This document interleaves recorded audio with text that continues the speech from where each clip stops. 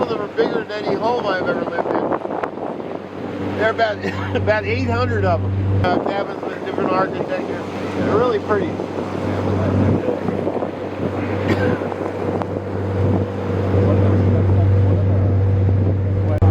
The second island over there is a park. That's 16 acres there. And that's public. This first one's private.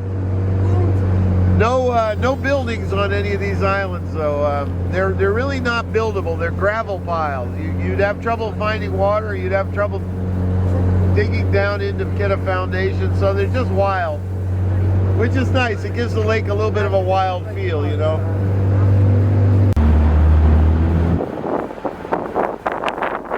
So Dan, why are they all of us sitting? Travel in big groups. They're called kettles.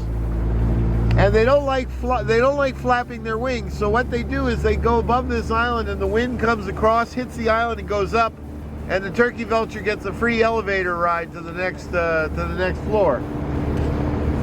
So you'll see them circling the island.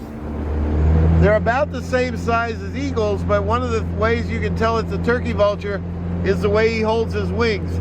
Vultures hold their wings in a V. That's called a dihedral. An eagle will hold its wings flat.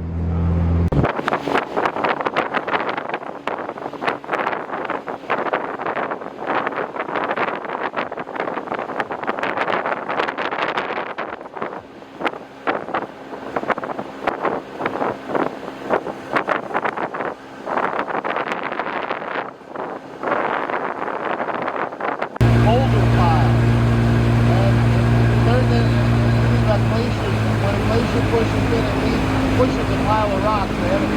It's called a moraine.